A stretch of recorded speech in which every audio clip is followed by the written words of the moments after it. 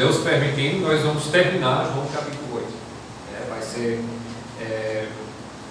nós temos passado muito tempo, mas é porque João capítulo 8 é um capítulo muito cheio, onde começa com o relato da mulher pega em adultério e termina depois o resto do capítulo com discursos, até discursos ferrenhos e até feios, entre o povo de Israel, os judeus daquela época, principalmente os religiosos, e Jesus Cristo. Então nós estamos numa parte agora que nós começamos 2 domingos atrás, onde Jesus Cristo, havendo pregado, várias pessoas chegaram assim, entre aspas, converter e vieram na frente, e Jesus Cristo foi falar para eles, vamos conversar com esses novos convertidos, e a gente vê o intuito de Jesus Cristo de ver se são realmente convertidos ou não. E alguém lembra, são convertidos ou não? Pela atitude deles que a gente vê. Alguém lembra?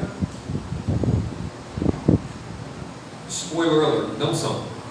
Certo? Não são crentes, porque até começam a discutir com Jesus, até começam a desafiar Jesus, até começam a inferir coisas feias sobre Jesus Cristo. E hoje a coisa vai pegar fogo. Certo? Hoje vai ter... Vamos lá. Nós estamos começando aqui, porque isso é uma continuação daquela conversa. Nós vamos começar aqui em versículo 48. João capítulo 8, versículo 48. Diz assim a palavra de Deus: responderam, pois, os judeus e lhe disseram: porventura, não temos razão em dizer que és samaritano e tens demônio?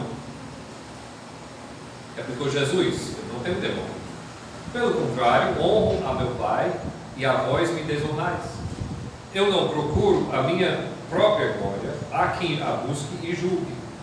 Em verdade vos digo, se alguém guardar a minha palavra, não verá a morte eternamente. Disseram-lhe os judeus: agora estamos certos de que tens demônio. Abraão morreu e também os profetas, e tu dizes: se alguém guardar a minha palavra, não provará a morte eternamente. És maior do que o nosso pai Abraão, que morreu? Também os profetas morreram. Quem, pois, te fazes ser? Respondeu Jesus: se eu me glorifico a mim mesmo, a minha glória nada é. Quem me glorifica é meu Pai, o qual vos dizeis que é vosso Deus. Entretanto, vós não o tendes conhecido, eu, porém, o conheço. Se eu disser que não o conheço, serei como vós, mentiroso, mas eu o conheço e guardo a sua palavra. O vosso pai Abraão alegrou-se por ver o meu dia, viu-o e regozijou-se. Perguntaram depois os judeus: ainda não tem 50 anos e visto a Abraão? Respondeu-lhe Jesus: em verdade, eu vos digo, antes que Abraão existisse, eu sou. Então pegaram em pedras para atirarem nele, mas Jesus se ocultou e saiu do templo. Oremos. Senhor, estas palavras, tem até palavras aqui pesadas, momentos aqui fortes. Precisamos hoje do teu entendimento, da ajuda do teu Espírito Santo a entender o que nosso Senhor e Salvador Jesus Cristo está dizendo. Te peço a tua ajuda diante das minhas fraquezas, diante do problema do meu dente e outras coisas, os afazeres que vêm na mente de todos nós. Eu peço clareza para os nossos corações, para entendermos o que a tua palavra está dizendo aqui, que a tua palavra que tem o destaque. Também nesse momento eu gostaria de levantar diante de ti as pessoas que não estão aqui hoje à noite por vários motivos. Se for motivo de doença, então esteja sarando o seu corpo para que possa voltar mais rápido aqui. Se há qualquer outro motivo, Senhor Deus, que esteja trabalhando na vida da pessoa para que possa voltar e vir e entender a importância de estar junto com os irmãos, ouvindo a tua palavra e tendo comunhão com os santos. Essas coisas, Senhor Deus, eu te peço e agradeço em nome de Jesus Cristo. Amém. Irmãos, eu vou usar uma ilustração e é um risco que eu vou tomar, porque essa ilustração pode ser um pouco polêmica. Então, eu só quero, e principalmente quem eu sou, às vezes eu seja um pouco suspeito. Então, eu vou logo dizer, eu não estou falando aqui do certo ou errado do evento que eu vou descrever, que eu vou falar, certo? Existem argumentos dos dois lados, e até eu mesmo, ora um dia eu estou mais para um lado e ora outro dia para o outro lado. Eu estou falando da bomba atômica no Japão, no final da Segunda Guerra, certo? E meu ponto não é defender nem não defender o uso da bomba atômica, mas eu quero ilustrar, eu quero falar umas coisas que aconteceram antes, para ilustrar o teor dessa passagem. Porque o que houve lá eram dois poderes em guerra. E pelo menos ao que parece, né, quem começou esse conflito foi o Japão, em Pearl Harbor. Houve um ataque e os Estados Unidos respondeu àquele ataque. E houve uma guerra e a guerra foi ferrenha. E os exércitos, as forças armadas americanas perderam muita gente, indo de ilha em ilha, tentando derrotar o inimigo japonês. Mas ao longo da guerra, assim, a onda no início parecia do lado dos japoneses, depois os americanos começaram a se erguer e a vitória estava do lado dos americanos, mas tinha muita coisa, existia o pensamento sobre o que nós vamos ter que fazer, quantas pessoas vão morrer quando a gente for invadir Japão próprio, né? Nesse mesmo tempo, se vocês assistiram o filme Oppenheimer, vocês sabem que estava sendo desenvolvido o poder nuclear dos Estados Unidos. E as pessoas nos Estados Unidos, muita gente, inclusive os militares, não estavam muito ansiosos de utilizar essa bomba. E abriram canais de diplomacia entre os Estados Unidos e o Japão. E chegaram a implorar os diplomatas japoneses com quem eles estavam se comunicando, implorá-los dizendo: nós temos uma bomba do tipo que vocês nunca viram, nós não queremos usar, mas para acabar com essa guerra nós vamos usar, se vocês não se renderem. Houve pessoas do Japão que também estavam cansadas da guerra e estavam tentando fazer com que os seus próprios compatriotas, mas os que estavam no poder não queriam saber. E o motivo era orgulho, porque para eles o Japão era o império do sol nascente, o imperador era um deus. E esse deus deles não poderia sofrer uma derrota. Se sofresse uma derrota, o deus deles então caía por terra toda a sua cosmovisão, todo o seu sistema de crença, a superioridade do povo japonês devido ao seu imperador. Então eles recusaram. E eles tentaram, vamos fazer negociação, vamos negociar. E os americanos chegaram e disseram: não, a hora de negociar mesmo, já passou. Nós já perdemos gente demais já morreu. Nós vamos terminar isso. Bem que nós não confiamos muito em sua boa fé nessas alturas, né? Então, ou vai ser um rendimento por completo, ou nós vamos utilizar a bomba. E eles chegaram a explicar para eles o poder dessa bomba, né? que teria. Mas no final das contas, o orgulho do japonês ganhou o dia. Então, com muita relutância, a liderança americana, eu falo relutância porque eles escrevem.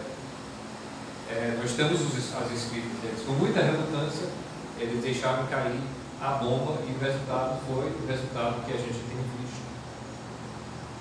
Eu conto essa história também, eu quero ressaltar, não para ser apologista de que aconteceu, né? Porque existem argumentos, será que deveriam, talvez seja bom no curto prazo, mas no longo prazo realmente devem ter consequências muito ruins, até para os Estados Unidos, né? Então, não estou aqui sugerindo que uma coisa deve ser feita ou outra coisa deve ser feita, mas eu estou querendo que os irmãos focalizem no relacionamento naquele momento entre os Estados Unidos, que tinha todas as cartas nas mãos, e o Japão, que tinha nada a não ser o seu orgulho.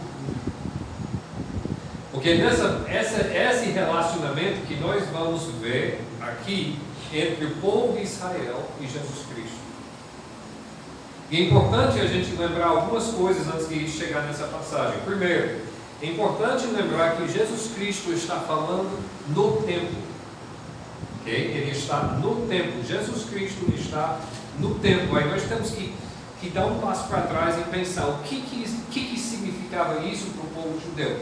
Significa o templo era o centro de sua adoração ao Deus Jeová. Era o centro também de seu autoestima como povo. Desde o cativeiro, quando o povo voltou do cativeiro, o povo não tinha mais uma nação, não tinha mais o reino de Davi, tinha só aquela região de Judeia, e só aquela região de Judeia, na verdade, era sob o domínio da Roma. Mas a existência daquele templo como sendo o único centro de adoração a Jeová no mundo dava para o povo de Israel um orgulho muito grande do povo judeu. E aqui está Jesus Cristo agora. Você entende que o templo, o tabernáculo e depois o templo foi onde existia a Arca da Aliança, antigamente. Isso significava a presença de Deus. Agora, historicamente, nós sabemos que naquele momento a Arca da Aliança não estava.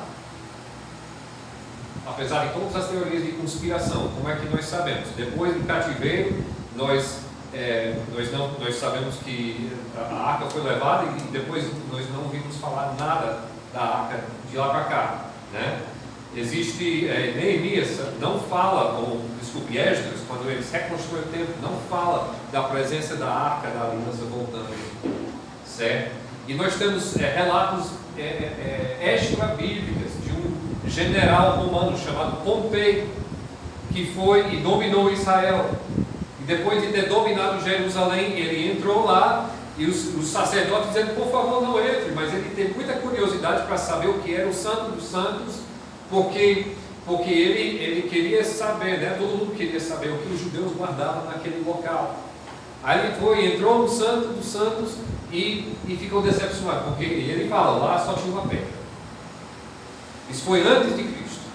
Então nós sabemos que nesse momento ele tinha um templo lindo, mas aquela Arca da Aliança, que significava a presença de Deus, não estava presente.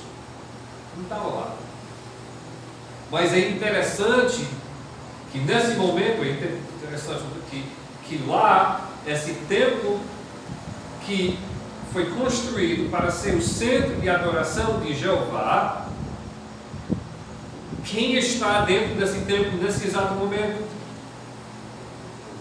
Jesus Cristo.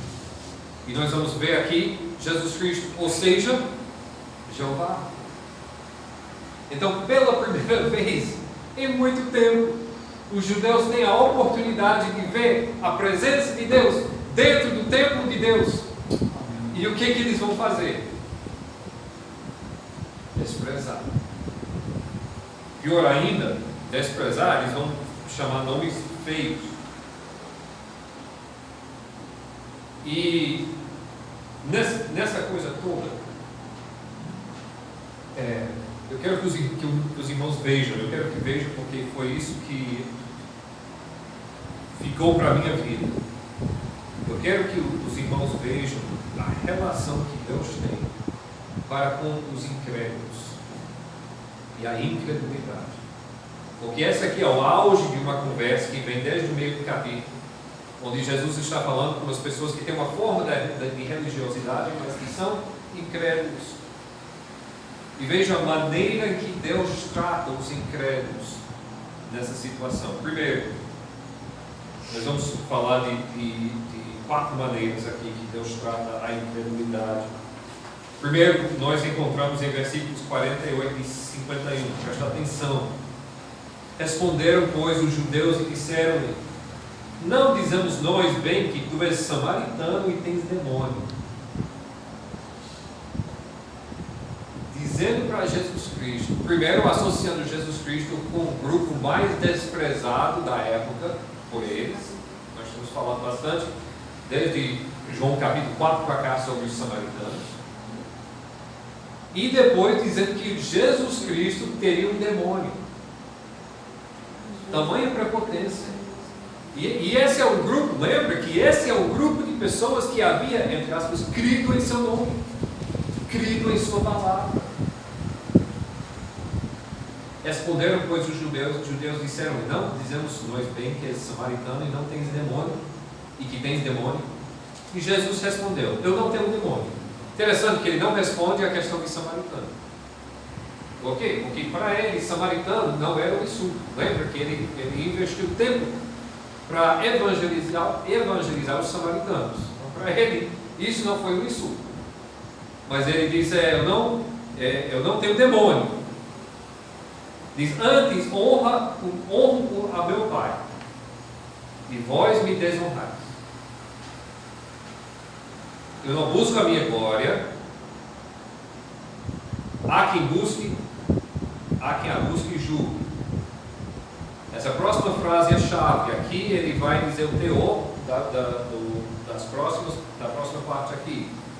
Em verdade vos digo que se alguém guardar a minha palavra, nunca verá a morte. Eu quero que vocês entendam uma coisa aqui. Quero que vocês notem que Jesus está falando com um grupo de pessoas que acabam de dizer: você é um demônio, você é um diabo, você é um cão, para Jesus Cristo. O que Jesus Cristo fala? Ele vira e oferece para essas pessoas a vida eterna. Entenderam? Essas pessoas que estão o insultando, e nós sabemos quem Jesus Cristo é, então nós sabemos que essas pessoas estavam o blasfemando. E Jesus Cristo vira e oferece para essas pessoas a vida eterna. Veja a misericórdia. E se a gente nós que somos crentes em Jesus Cristo, nossa tendência é dizer: Deus realmente foi misericordioso com eles. Imagine. Lembre-se que quando nós éramos sem Jesus Cristo, nós estávamos na mesma condição. O que é que Romanos capítulo 8, versículo 5 diz? Mas Deus prova o seu amor para conosco, em que Cristo morreu por nós, sendo nós ainda pecadores.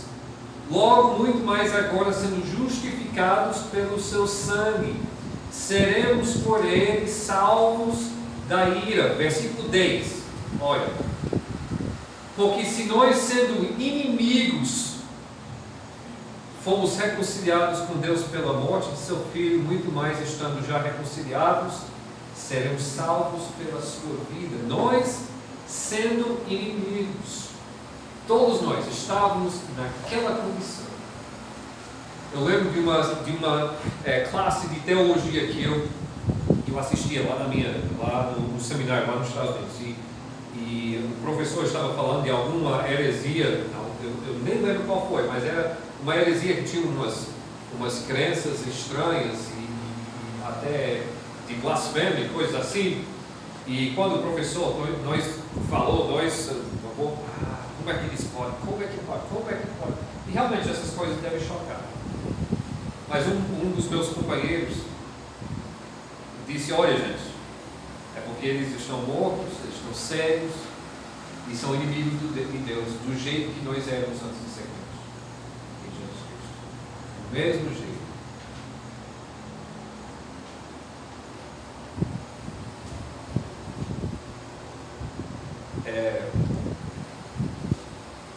Essa parte aqui tem algo a falar para dois grupos de pessoas. Pessoas que somos crentes em Jesus Cristo. Primeiro, entendamos isso, que nós éramos inimigos. Isso nos corta um pouco, nos tira qualquer orgulho. Deus me salvou porque Ele viu uma coisa em mim. Não, eu era na mesma condição dessas pessoas aqui. Se eu não falava essas coisas existiam no meu coração. Certo? Para as pessoas que estão aqui sem Jesus Cristo, entenda que a Bíblia não coloca meio termo. Você pode dizer: eu não sou muito dado a essa doutrina e à igreja, mas eu acho que eu e Jesus estamos bem, né? Eu e Deus estamos bem. Não existe isso. Ou você obedece às palavras de Jesus Cristo para a vida eterna, ou você é seu inimigo. Pode não pensar, mas você se colocou nesse meio termo. Você tem se colocado pelo seu pecado nesse meio termo, como todos nós. Mas entendendo que mesmo assim, Jesus Cristo vira, estende sua mão e oferece a vida eterna. Então a primeira atitude é essa. Jesus oferece a salvação a seus inimigos. A segunda atitude é de 52 a 56, versículos 52 a 56. Disseram-lhe, pois, os judeus: agora conhecemos que tem demônio. Voltam a Jesus oferece a vida eterna e eles voltam. Agora está certo que você tem demônio. Morreu Abraão e os profetas, e tu dizes: se alguém guardar a minha palavra, nunca proverá morte. És tu maior que Abraão, o nosso pai que morreu, e também os profetas morreram? Quem te fazes tu ser? E que estão dizendo, olha, você nos prometeu que a gente nunca veria a morte. Que a gente nunca veria a morte. Mas olha bem, e eles não é a primeira vez que eles voltam para Abraão. Por que Abraão? Porque Abraão para eles é o seu pai. É o George Washington, é o Pedro Alves Cabral, ou Dom Pedro I. Assim, é aquela figura que era o início de sua nacionalidade. Não só sua nacionalidade, mas sua religiosidade, sua identidade para com Deus. Era tudo em volta à pessoa de Abraão. A pessoa de Abraão e a sua obediência. E aqui nós estamos vendo a ironia. João gosta muito de lidar com ironia. E aqui que estamos vendo essa ironia. Porque Abraão, como é que Abraão se destacou? Como é que houve esse relacionamento entre Deus, Jeová e Abraão? É porque Abraão obedeceu a Deus em fé. Sua fé resultou em obediência. E agora as pessoas estão querendo pegar carona com Abraão sem esse passo de obediência, sem a mesma fé. Aí eles vão falar: você diz que as pessoas que creem e que guardem a tua palavra nunca verá a morte, mas Abraão já morreu, os profetas morreram, você está dizendo que é maior do que eles? Agora a resposta é sim, é exatamente isso que Jesus estava dizendo. Mas eles estão esperando uma resposta: não, claro que eu não estou dizendo isso. E a forma que eles colocam isso é muito interessante. Eles colocam: quem te fazes tu ser? Basicamente a gente tem a expressão: quem morreu e fez você Deus? Quem morreu e fez você o rei? Alguma coisa assim. Quem colocou você nessa posição? Quem te fazes tu ser? A tradução fica meio sem jeito, mas a ideia é essa. Em versículo 54 Jesus responde: se eu me glorifico a mim mesmo, a minha glória não é nada, quem me glorifica é meu Pai.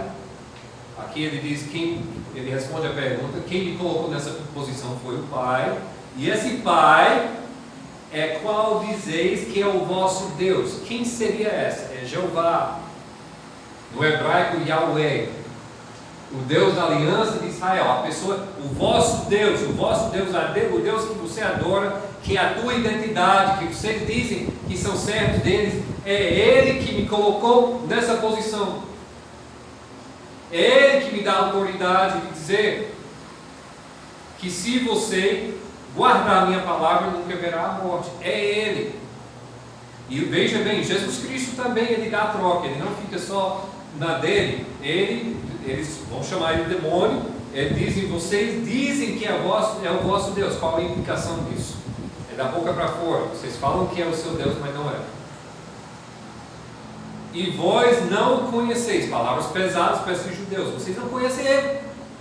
Vocês que se dizem o povo de Yahweh não conhecem Yahweh. Mas eu o conheço, e se disser que não conheço, serei mentiroso como vós. Então, olha, se eu dissesse diferente, eu seria mentiroso. Ele não somente falou mentiroso, diz mentiroso como vocês. Qual a mentira deles? Que eles dizem que eram o povo de Jeová, mas não obedeciam a Jeová. Mas conhecem e guardam a sua palavra. E aqui vem Jesus Cristo, ele faz agora a palavra me foge. Mas alguém aqui já jogou basquete? Onde uma pessoa que joga e outra pessoa que remete. Eu não sei. Em inglês a gente chama layup. Enterrar. Mas o primeiro passo, o layup, que joga a bola e a outra pessoa que enterrar. Aí ele faz o próprio layup, que depois ele vai chegar a enterrar. Certo? Arremessar. Ele arremessa? Certo, depois enterra. Aprendi. Certo, aqui arremessa. E ele diz: Abraão, vosso pai, exultou por ver o meu dia e viu e alegrou-se. Agora, tem muita gente que quer saber o que significa isso. Muitos teólogos debatem isso. Muitos voltam para um texto no Pentateuco, onde a ideia é que Deus tinha ensinado para Abraão todas as coisas que iam acontecer, mas isso é muito assim, não diz explicitamente que falou sobre Jesus e essas coisas. A interpretação minha, que eu acho que cabe com o contexto aqui, é o seguinte: lembre-se que Jesus Cristo está falando de pessoas que nunca viriam à morte. Agora, ele está falando de que tipo de morte aqui? O tipo de morte que é permanente, ou seja, espiritual. Certo? Ele está falando desse tipo de morte. Então, quando ele falou, claro que Abraão já morreu fisicamente. Claro. Mas Abraão já morreu espiritualmente. Abraão está lá hoje. E quando ele fala que Abraão, vosso pai, exultou por ver o meu dia, e viu e alegrou-se, é porque desde que Abraão morreu fisicamente, Abraão estava com Cristo. Espiritualmente. Agora, mais uma vez, gente, nós temos que tirar essa ideia da nossa cabeça. Quando eu fiz a série sobre céu, eu falei um pouco sobre isso. Temos que tirar isso da nossa cabeça. Nós temos a ideia. O que é físico é real e o que é espiritual é imaginário. Né? Ou é nebuloso. Ou é intangível. Né? Quando o oposto é verdade, o físico é uma sombra imperfeita e corrupta do espiritual. Então Abraão está mais vivo hoje do que estava aqui na terra. Entendam isso? Então aqueles séculos todos entre quando Abraão morreu e quando Jesus Cristo veio, os dois estavam lá em comunhão. E Abraão alegre para ver o que Deus ia fazer. E quando Jesus nasceu, se tornou homem, Abraão trocar esses nomes, Abraão vai se alegrar. Por quê? Porque o cumprimento de tudo que Deus vinha fazendo. Ele está tentando, isso na confirmação, mais uma vez, ele está tentando ensinar para o povo que o que importa realmente é a sua vida espiritual, a sua vida eterna. E o que isso importa para o povo judeu e para nós, isso destaca a incredulidade do povo. Porque eles, tendo toda a oportunidade de entender, de compreender, e eles fazem o quê? Eles ainda jogam insultos. E eles ainda continuam na sua incredulidade, na sua desobediência. E presta bem atenção, porque na linguagem original, a forma em que Jesus Cristo fala isso, no versículo 26, deixa subentendido uma coisa. Jesus Cristo está dizendo: Abraão, vamos voltar. Tudo isso Jesus Cristo deixa umas indiretas bem diretas. Jesus respondeu: se eu me glorifico a mim mesmo, minha glória não é nada, quem me glorifica é meu Pai, o qual dizes que é o vosso Deus. Qual o subentendido aí? Ele não é o Deus deles. E vós não o conheceis, mas eu conheço, e se disser que não conheço, serei mentiroso com vós. Mas conheço e guardo a sua palavra. Implicação: vocês não. Abraão, vosso pai, exultou por ver o meu dia e viu-o e alegrou-se. Implicação: e vocês não. Ou seja, Abraão, quando ele viu o que Jesus Cristo estava fazendo, quando ele viu a glória do Pai, ele se alegrou, que é o oposto de que os judeus, e lembra que eu falei no início, que nesse momento os judeus têm Jesus Cristo, que é a plenitude de Deus, em forma física, dentro do templo, um momento inédito. Isso nunca havia acontecido na história de Israel, e lá está ele. Se isso tivesse acontecido com Abraão, se isso tivesse acontecido com Moisés, se isso tivesse acontecido com os profetas que eles citam aí, essas pessoas teriam se alegrado, teriam ficado mortos e felizes. Finalmente o Messias prometido está aqui. Mas no momento os judeus estão tendo a resposta oposta. Ou seja, a sua incredulidade está sendo destacada.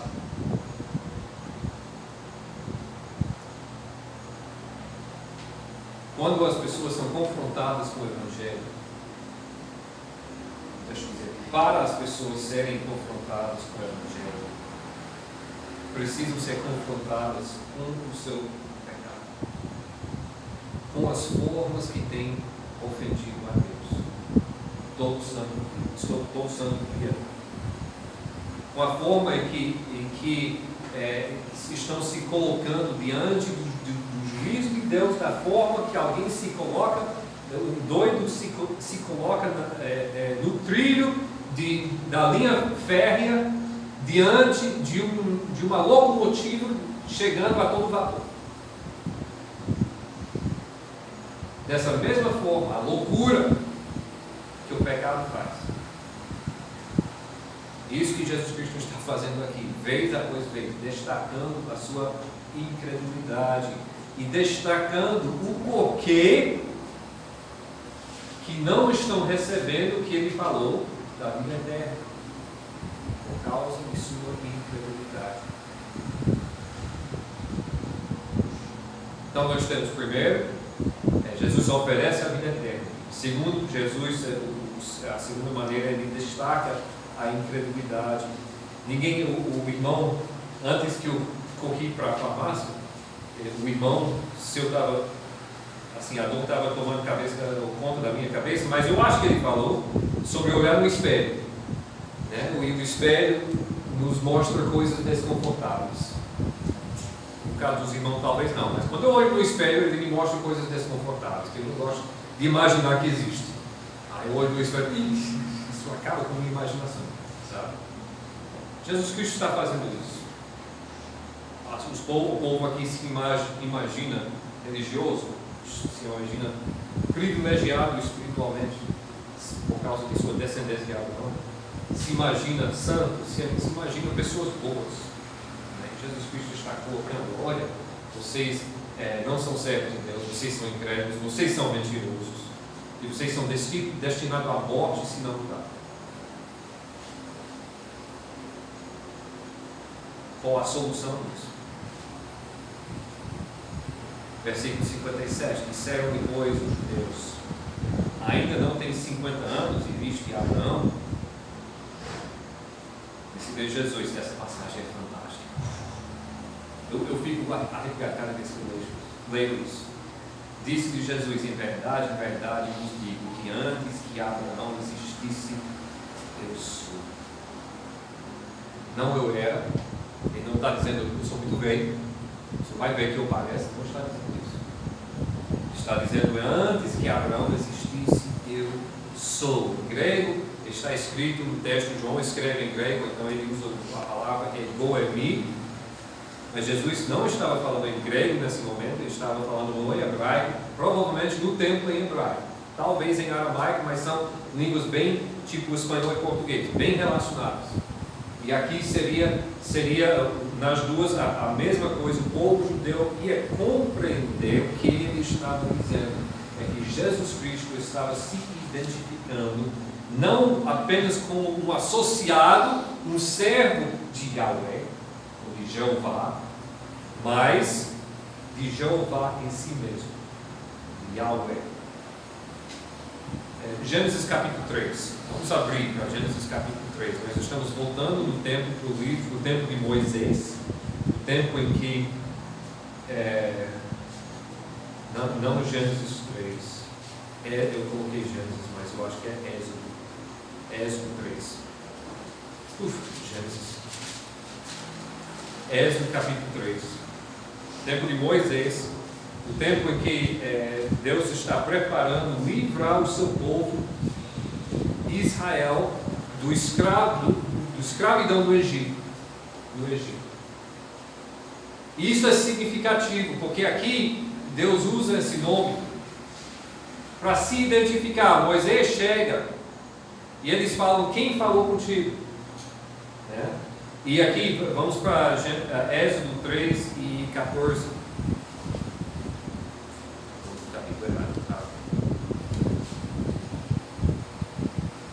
Versículo 13, na verdade, vamos começar em 13.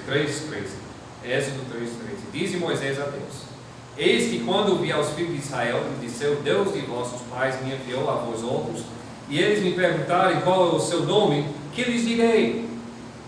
Disse Deus a Moisés: eu sou o que eu sou. Disse mais: assim dirás aos filhos de Israel: eu sou, me enviou a vós outros. Versículo 15 é importante também. Disse Deus ainda mais a Moisés: assim dirás aos filhos de Israel: o Senhor, o Deus de vossos pais, o Deus de Abraão, o Deus de Isaac e o Deus de Jacó, me enviou a vós outros. Este é o meu nome eternamente, e assim serei lembrado de geração em geração. Agora, porque nós não falamos hebraico, e às vezes isso é perdido em nós, né? Primeira coisa, quando você lê o versículo 15, eu sou, assim diz os filhos de Israel, o Senhor, o Deus de vossos pais. Vocês notam alguma coisa interessante sobre o Senhor ali? Como é escrito nas suas Bíblias? Letra maiúscula. Muito bem. E o que significa isso? Como? Pessoa. Não pessoa, mas a letra, todo nome é em letra maiúscula. Por que fizeram isso? Alguém sabe? Quando existe isso nas suas Bíblias, é porque ali existe o nome Jeová. E antigamente as pessoas não queriam escrever isso, né? O nome em hebraico, Yahweh. E esse é o nome, então eles colocam o Senhor, mas em toda letra maiúscula. Aí, ok?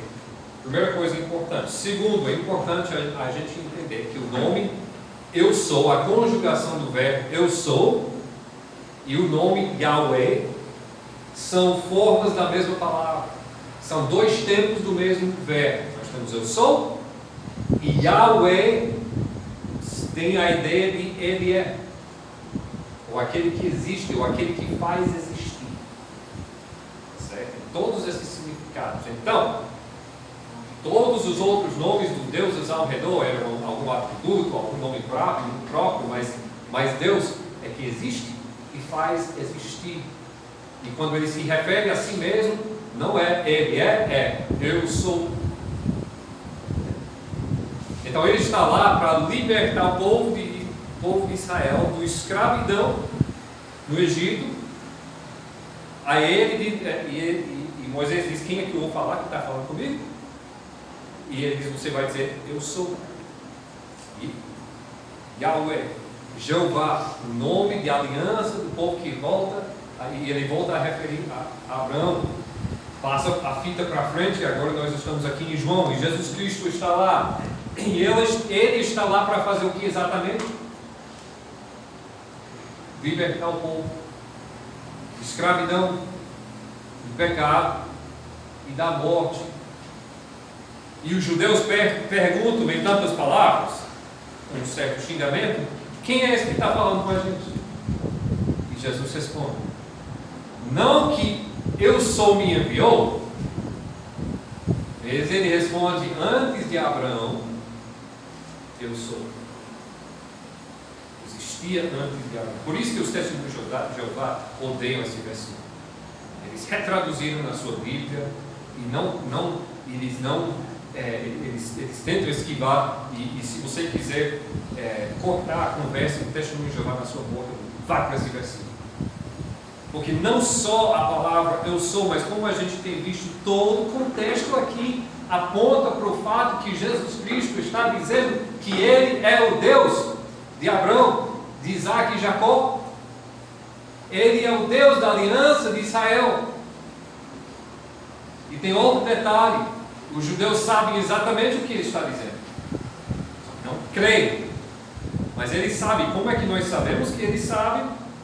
Porque no próximo versículo eles pegam pedras para apedrejar. Jesus Cristo, a mensagem que ele passa aqui é clara: quem rejeita a mim, rejeita a Yahweh, pois eu sou Yahweh. E quem rejeita Yahweh não tem nenhuma parte com Abraão, nem com Moisés, nem com esses profetas que eles tanto idolatram. E por final, quem rejeita Yahweh não tem a vida eterna.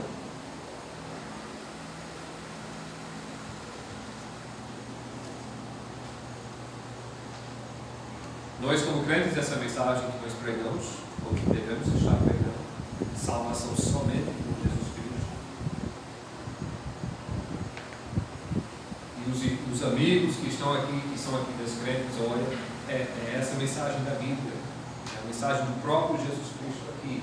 E a gente você não pode deixar de lado isso, porque ou Jesus Cristo está certo aqui, ou os judeus estão corretos em que eles fizeram na sua resposta. Não existe meio termo.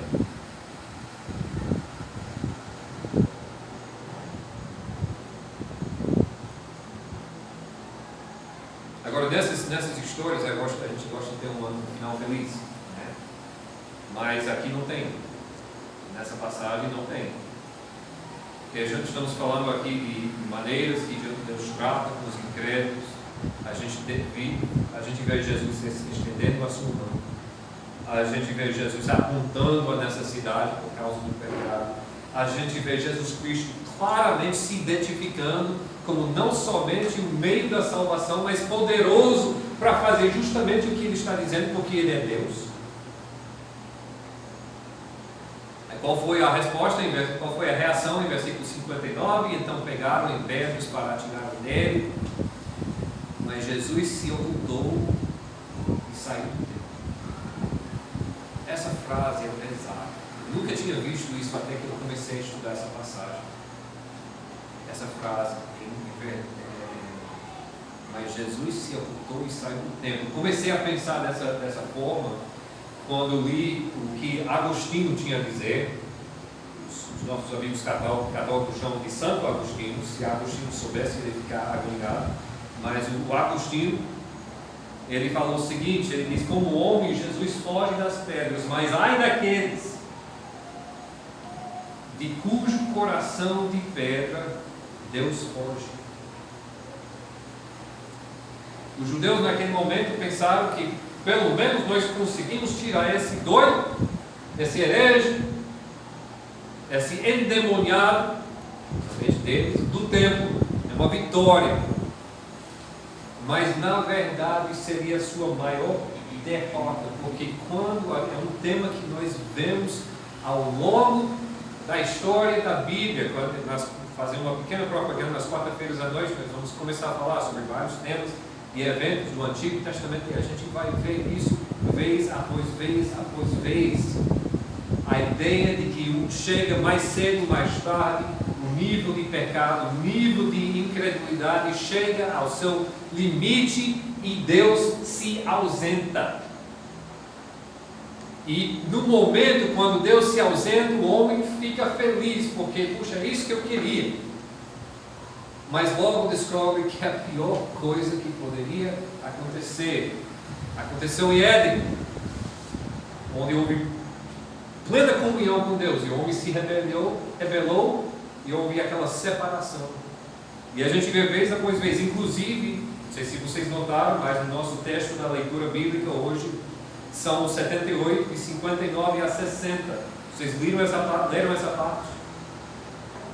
O povo de Israel, vez após vez, Deus ajuda, Deus apoia, Deus socorra, Deus prospera. E vez após vez o povo de Israel se rebela. Versículo 58 de Salmo 78. Deus ouviu isso e se indignou e sobremodo aborreceu a Israel, pelo que desamparou o tabernáculo em Siló. Presta atenção. A tenda que estabelecera com a sua morada entre os homens. A mesma coisa acontece no Antigo Testamento. Deus, que habitava entre o seu povo na Arca da Aliança, se irrita e sai, se ausenta. E agora nós temos Deus em carne, Jesus Cristo, que sai do templo. O nível de incredulidade chega ao ponto que Deus não pode mais ficar ali. Oséias, livro de Oséias, no Antigo Testamento 5, de 5 a 6. Ele diz: a soberba de Israel testificará, profeta falando, pois do seu rosto e Israel e Efraim cairão pela sua injustiça, e Judá cairá juntamente com eles. Eles irão com as ovelhas e com as suas vacas para buscarem o Senhor, mas não o acharão. Ele se retirou deles. Coisa mais terrível é pessoas buscando a Deus e não achando.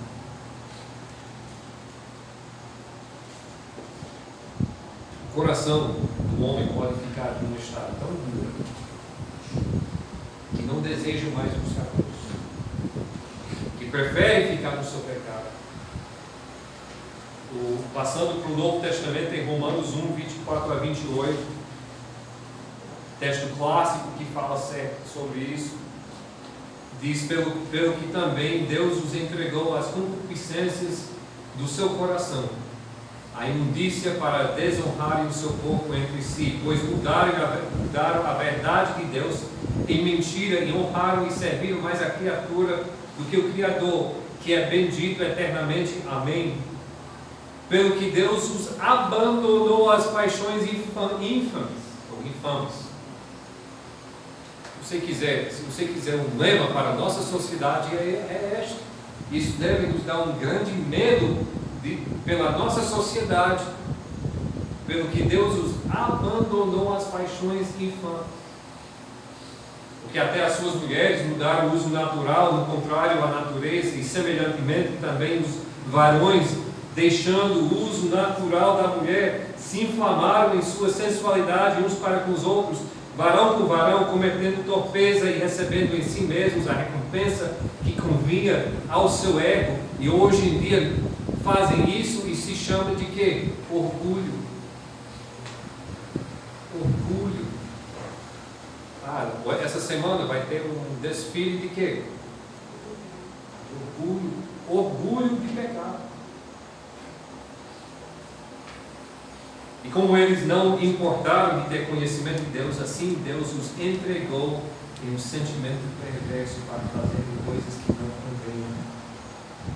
E até que ponto a gente pode dizer que Deus não tem abandonado a nossa sociedade, não tem nos entregado ao nosso pecado? Veja nesse texto que eu acabo de ler, como é colocado em versículo 24. Deus os entregou às concupiscências do seu coração. Em versículo 26, pelo que Deus os abandonou às paixões infames. Versículo 28, assim Deus os entregou a um sentimento perverso. São dois atos descritos aqui: o abandono de Deus e Deus ativamente entregando aos seus pecados. Então, quando Jesus Cristo foge, entre aspas, das pedras e abandona o templo, em João capítulo 2, é um ato muito simbólico, muito cheio de simbolismo para o povo judeu, e um alerta para nós aqui no século XX. Que a tolerância de Deus e a presença de Deus não dura para sempre. E você, mas pastor, eu sou crente, crente é crente para sempre, eu posso ir pecando do jeito que eu quiser. Primeiro, engane-se, porque se você é salvo, não vai se distinguir pelos seus frutos. O livro de Hebreus, capítulo 3,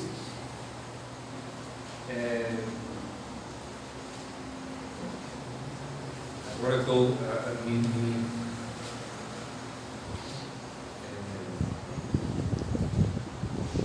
perdi o versículo aqui, mas ele fala, talvez uns irmãos possam ver melhor do que eu, não endurece o seu coração, como o povo de Israel endurecia. E entenda que em Hebreus ele está falando para pessoas que se consideram crentes em Jesus Cristo. É versículo 8, é bem capaz. É isso aí mesmo, muito obrigado. Assim pois, como diz o Espírito Santo, hoje se ouvirdes a sua voz, não endureçais os vossos corações, como foi na provação do dia da tentação no deserto, onde os vossos pais me tentaram, pondo-me à prova, e viram as minhas obras por 40 anos, por isso me indignei contra essa geração, que se esta sempre era do coração, eles também não conheceram os meus caminhos, versículo 11, assim me jurei na minha ira, não entrarão no meu descanso. Então nós temos 4 maneiras que Deus lida com a incredulidade. Primeiro, Ele oferece a salvação. Ele destaca a incredulidade e o pecado, apontando: esse é o problema. Ele confirma a sua posição, a sua pessoa, apontando a solução, a crença e obediência a Jesus Cristo. E continuando a dureza do coração, ele se retira. Isso é sombrio. A nossa conclusão, como eu falei, vai ser o momento da ceia do Senhor. E eu acho que nós estamos aqui sem violão, e eu creio que Deus é soberano nessas coisas. Então eu gostaria de fazer isso sem música hoje. Isso é diferente. Mas eu queria fazer sem música. Chamar os diáconos aqui. Eu quero que os irmãos estejam pensando em que nós acabamos de falar. Os irmãos podem abrir suas Bíblias para 1 Coríntios capítulo 11. Porque também escrevendo para crentes em Jesus Cristo, o apóstolo Paulo escreve umas coisas interessantes ao redor dessa celebração da ceia do Senhor.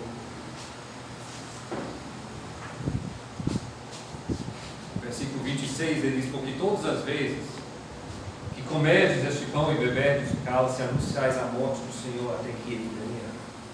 Por isso, aquele que comeu o pão e bebeu o cálice do Senhor indignamente será réu do corpo, do sangue do Senhor. Aqui ele está falando de pessoas que vinham para a ceia do Senhor com espírito de leveza e de não prestar atenção e não cuidar dos irmãos. É o contexto aqui. Mas versículo 28 é chave: examine-se, pois, o homem a si mesmo, e assim como o pão e bebe o cálice,